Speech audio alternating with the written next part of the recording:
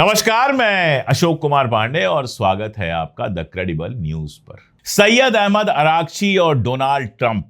आप देखिए कि डोनाल्ड ट्रंप के लगातार बयान आ रहे थे। कल भी बयान आया था कि डील बिल्कुल पास में है। 39 टाइम्स यानी 39 बार वो बयान दे चुका है कि डील बिल्कुल पास में है और कभी भी डील हो सकती है और दुनिया उसके ऊपर भरोसा करने को तैयार नहीं थी। ये इमेज अमेरिका की पूरी दुनिया में बनी है कि डोनाल्ड ट्रंप जब कह रहा है कि डील होने वाली है तो डोनाल्ड ट्रंप का भरोसा कोई नहीं कर रहा है। और इसी के बरक्स अरागची साहब का बयान आया, जो ईरान के विदेश मंत्री हैं। अगर रुतबे में देखें तो जाहिर तौर पर अरागची ट्रंप से नीचे आएंगे, क्योंकि ट्रंप राष्ट्रपति है और अरागची विदेश मंत्री हैं, फॉरेन मिनिस्टर है। तो रुतबे के हिसाब से अरागची साहब ट्रंप से नीचे आएंगे। लेकिन आप देखिए कि अरागची साहब का बयान आता है कि ईरान और अमेरिका के बीच में डील वाकई बहुत करीब है और सारी दुनिया इसके बाद इस बात को मान लेती है। सेंसेक्स ऊपर चला जाता है, ऑयल की प्राइस नीचे आ जाती है, सारी दुनिया इस बात को मान लेती है। दुनिया यह समझती है कि अगर ईरान का कोई लीडर कुछ कह रहा है तो वो सच ही कह रहा होगा, और दुनिया यह समझती है कि अगर डोनाल्ड ट्रंप कुछ कह रहा है तो उसके सच होने की उम्मीद बहुत कम होगी।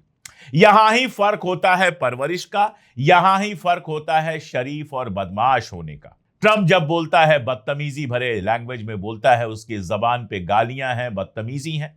और अरागची का या फिर पजेश्कियन का या फिर किसी ईरानी डिप्लोमेट का जब बयान आता है तो बेहद नपा तुला हुआ बयान आता है। यह बयान दुनिया को समझ में भी आता है और दुनिया इस बयान पर भरोसा भी करती है। तो हमारे लिए कोई वजह नहीं है कि हम इस बयान पर भरोसा ना करें कि ईरान और अमेरिका के बीच डील बहुत करीब है।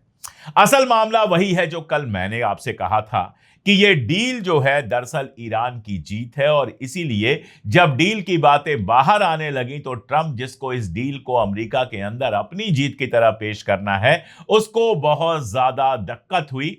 जाहिर सी बात है कि शेख सादी की एक पोयम कोट की थी ईरान के विदेश मंत्री ने, जिसका मानी यह हुआ कि अगर आपके जिस्म में 1000 हाथियों या 1000 शेरों जितनी ताकत है, फिर भी अमन जंग से हमेशा बेहतर होता है। अगर समझौता हो, अगर अमन रहे तो वो जंग से हमेशा बेहतर होता है। और हम भी यही मानते हैं कि अमन होना चाहिए, हर तरफ अमन होना चाहिए। पहले दिन से हम इस बात को कह रहे हैं कि जंग जितनी जल्दी खत्म हो, ईरान के लिए भी अच्छा है, मिडिल ईस्ट के लिए भी अच्छा है और दुनिया के लिए भी अच्छा है। तो समझौते से वो पीछे नहीं हट रहे हैं। वो ये बात कह रहे हैं कि समझौता करीब है, लेकिन ये भी पक्की बात है कि समझौता होगा तो अमेरिका की शर्तों पर नहीं होगा, केवल ईरान की शर्तें भी उसमें शामिल होंगी। शर्तों पर बात करूं, जो बात निकल कर आ रही है, जो मेरे सोर्सेज बता रहे हैं, उन शर्तों पर बात करूं।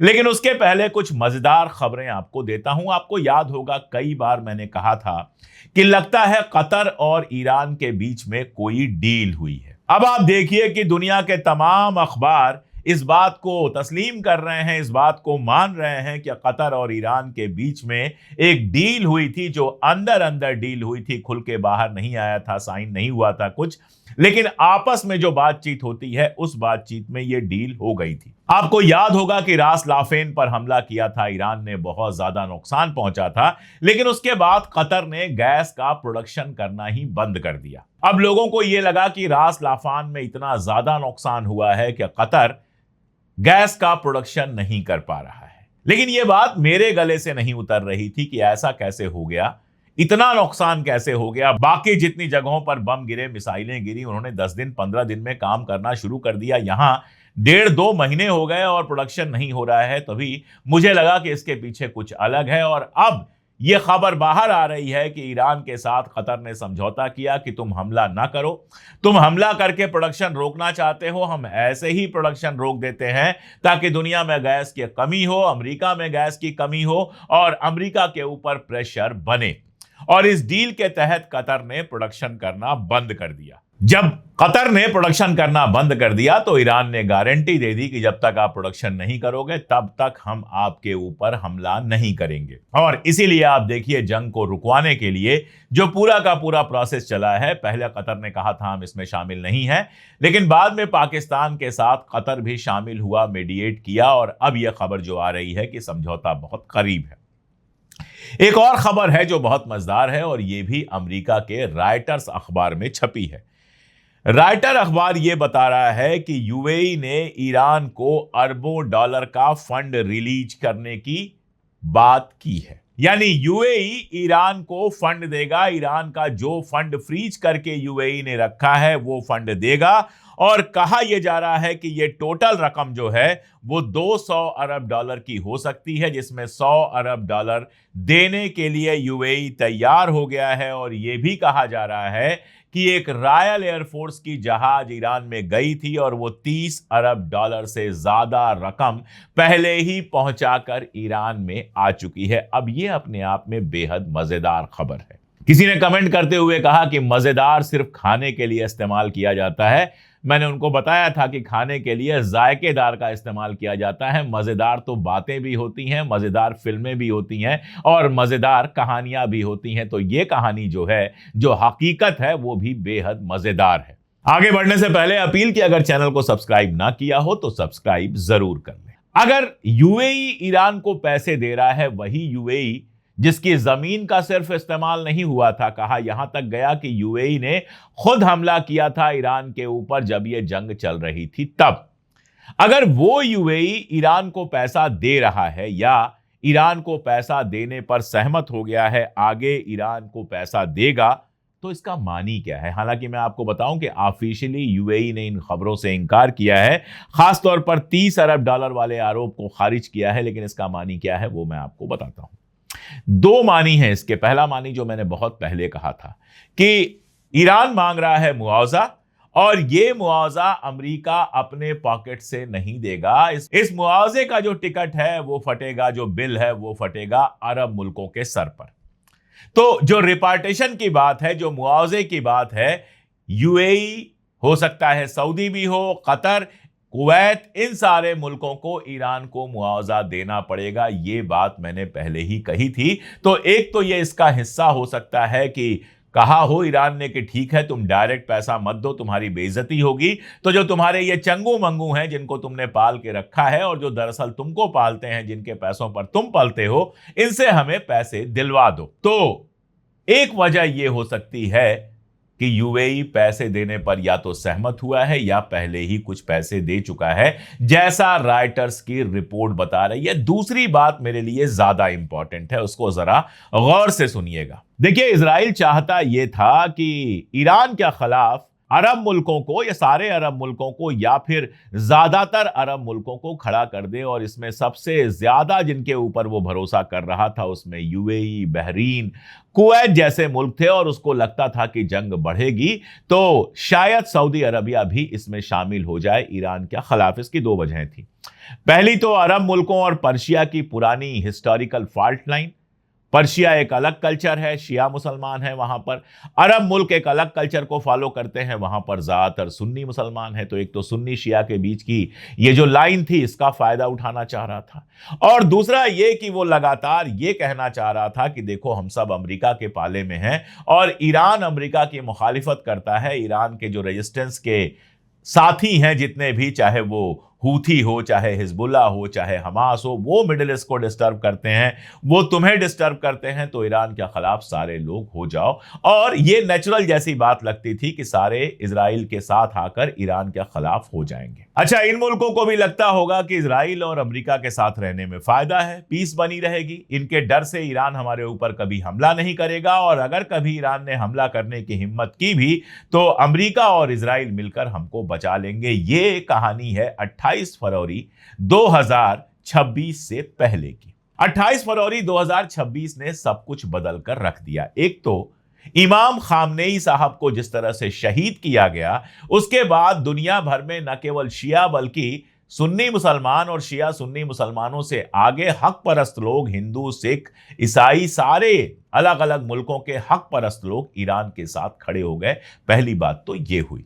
लेकिन अभी बाकी सबको छोड़ देते हैं, चूंकि अरब मुल्कों की बात हो रही है तो शिया सुन्नी की बात कर लेते हैं। अरब मुल्कों के अंदर जो वहां की आवाम है वो पहले ही मसला फलस्तीन पर इजराइल को पसंद नहीं करती थी, और इस हमले के बाद वो और ज्यादा इजराइल के खिलाफ हो गई। ये हमने देखा, अलग अलग तरीके से देखा, सोशल मीडिया पर देखा, आर्टिकल्स के माध्यम से देखा, जो वहां रिपोर्टर्स गए उनके माध्यम से देखा। यानी दो बातें। पहली बात, जो शिया सुन्नी का फायदा उठाने की कोशिश थी वो कामयाब नहीं हुई, क्योंकि सैयद अली खामनेई की शहादत के बाद सारे मुसलमान एक लाइन पर दिखाई देने लगे। और दूसरी बात जो उससे बड़ी बात हुई कि जब ईरान ने निशाना बनाया अरब मुल्कों को, तो अरब मुल्कों के समझ में यह आया कि अमेरिका इजराइल की हिफाजत तो कर सकता है, लेकिन हमारी हिफाजत नहीं कर सकता। ईरान की मिसाइलें अमेरिकन बेसिस को नुकसान पहुंचा रही हैं और बेरोक टोक सारा जितना ये डिसेप्शन और क्या क्या इंटरसेप्शन लगाया हुआ है, जो लाखों करोड़ों के हथियार अमेरिका ने मुहैया कराए हैं, जो बेसिकली अरब मुल्कों ने खरीदे हैं, ये सब बेकार साबित हुए जब ईरान का अटैक हुआ। यहां तक खबरें आई कि इंटरसेप्टर जो मिसाइल्स थी, उन मिसाइल्स को दूसरे ठिकानों से हटाकर अमेरिका ने इजराइल पर लगा दिया, इजराइल के पास लगा दिया, ताकि इजराइल को बचाया जा सके, जिसने ये बात साबित कर दी कि अमेरिका मिडिल ईस्ट में इन कंट्रीज को बचाने के लिए नहीं है, इन कंट्रीज से तो सिर्फ उसको पेट्रो डॉलर चाहिए, दरअसल सिर्फ और सिर्फ इजराइल को बचाने के लिए है। ऐसे में अरब मुल्कों के मन में अगर यह ख्याल आता है कि इससे तो बेहतर यह है कि हम ईरान के साथ एक मिनिमम दोस्ती करके चलें, इतना रिश्ता बना लें कि ईरान हम पर अटैक ना करे, हम ईरान पर अटैक ना करें, तो कोई और मुल्क नहीं है जो हम पर अटैक करेगा, और ईरान अगर हमारे साथ रहेगा तो इजराइल की भी अटैक करने की हिम्मत नहीं होगी। ये वो है जो 28 फरवरी 2026 के बाद बदल गया। इसलिए अमेरिका सिर्फ स्ट्रेट ऑफ होर्मुज पे या बाकी मुद्दों पे नहीं हारा है। अरब मुल्कों का जिस कदर भरोसा था अमेरिका के ऊपर, वो भरोसा भी टूटा है। और ठीक है, आज वो बहुत ज्यादा रिबेल नहीं करेंगे, चाइना के साथ रिश्ते थोड़े बढ़ाएंगे वगैरह वगैरह, लेकिन आने वाले वक्तों में ऐसा हो सकता है कि अरब मुल्क अमेरिका से हाथ जोड़ के कहें कि भैया अपना बेस यहां से लेके जाओ, और ये कहें कि हम अपने पेट्रोल डीजल का जो व्यापार होता है, तिजारत होती है, वो डॉलर की जगह या तो अपनी करेंसी में करेंगे, या जिस मुल्क के साथ करेंगे उस करेंसी में करेंगे, या फिर युआन यानी कि चाइनीज करेंसी में करेंगे। तो लॉन्ग टर्म में इस जंग का बेहद नुकसान होना है अमेरिका को। तो चाहे वो कतर का ईरान के साथ समझौता हो, चाहे जैसा मेरा मानना है, और देखिएगा आज नहीं कल ये भी खबर आएगी कि सऊदी अरबिया और ईरान के बीच में भी ऐसा ही कोई गुप्त समझौता हुआ होगा, पाकिस्तान के थ्रू हो सकता है।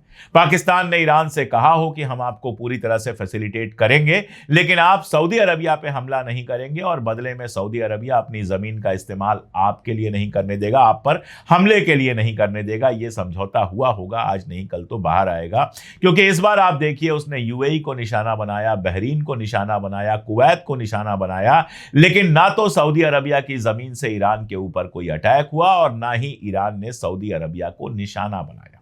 इस पूरी जंग में कई सारे फॉल्स फ्लैग हुए हैं। फॉल्स फ्लैग का मतलब यह समझिए कि हमला किसी और ने किया सिर्फ इसलिए कि नाम किसी और का लगे। जैसे सऊदी अरबिया पे एक हमला हुआ था और उस समय ईरान ने कहा था कि यह हमला नहीं किया है हमने, और बात यह आई थी कि शायद यह हमला इजराइल ने किया है।